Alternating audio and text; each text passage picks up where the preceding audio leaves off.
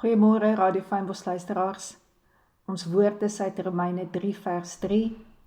Want wat maak dit as sommige ontrou geword het?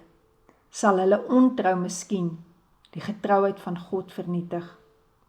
Wanneer ons na ons eie lewe kyk, sal ons sien dat elke stuk hartseer in ons lewe meestal nog iets is wat ons nie gedoen het, wat God se woord aan ons voorskryf om te doen nie.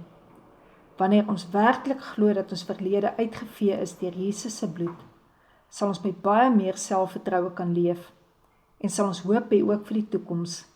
Ja, die toekoms is helder, want God is getrou. Sy voortgehoue getrouheid verander nie wanneer ons bye verander of ons gevoelens of ons gemoedstoestand nie. Hy huiwer nie wanneer ons struikel en val oor een van sy beloftes nie. Sy getrouheid staan vanoggend uit, so sterk soos bergpieke. Dit is soos wanneer ons saam die Mount Everest sal begin klim. En dalk raak ons moeg langs die pad, selfs duiselig en selfs struikel ons, omdat ons dalk onfiks is. Maar dit beteken nie dat Mount Everest verdwaai nie. Ons kan uitgeput raak, maar Mount Everest verdwaai nie net nie. Ons kan nie geloof namaak nie. En dit is wat van belang is om te ontvang. Maar wanneer ek en jy nie getrou is nie, beteken dit nie dat God se belofte net verdwaai nie. God se belofte is nog steeds daar. En ons kry dit net nie op daardie oomblik nie.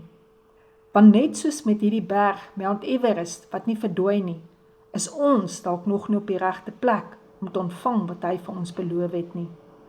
Dit is ons wat dan nie kan vertrou om te kan sien nie. Dit is nie God se beloftes wat verander nie, maar dit is ons. Ongeloof kan jou aan mekaar laat struikel, deur aanhoudend te begin vra, is dit moontlik?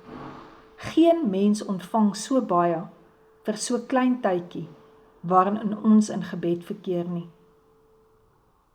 Kan jy dink, hoe klein rukkie bid ons vir iets wat so ontsettend groot is? As net een gelowige met 'n volgehoue geloof staan en oorgee aan God se wil, die opregte gebed en geloof kan maar net gefluister word, dan sal eeue oue antwoorde weer klink uit die hemel. Op daardie oomblik wanneer ek en jy sê, dit is waar, dit is seker. So kom ons dink vanoggend baie diep daaraan. Dis nie God se belofte wat verander nie. Dis nie God se getrouheid wat verander nie. Maar dit is ons. Ons verander in ons ontrouheid. Ons verander waar God sê vergewe, vergewe, vergewe. Sal ons begin sê, ja, ek sal vergewe, maar ek sal nie vergeet nie. Maar wat sê God? Hy sê as hy vergewe het, dink hy nooit weer daaraan nie. Hy gooi dit in die diepste see. So kom ons kyk vanoggend in 'n erns na ons eie lewe.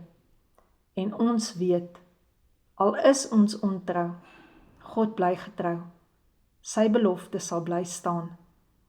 Dit is ek en jy wat moet fikser word.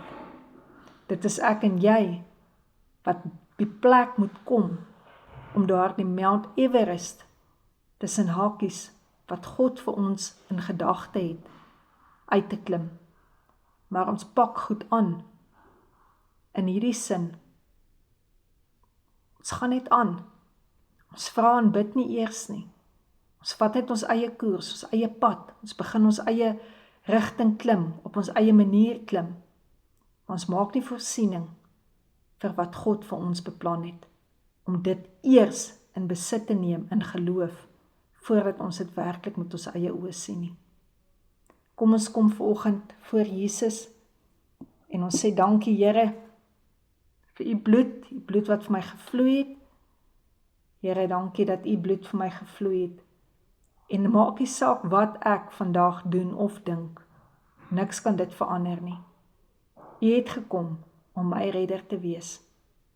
Dankie ook Here Jesus, dat u genade vir my genoeg is. En Here, dat ek hier u wonde genesing ontvang. Maak nie saak wat ek voel nie, Here.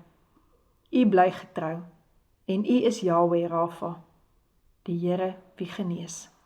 Amen.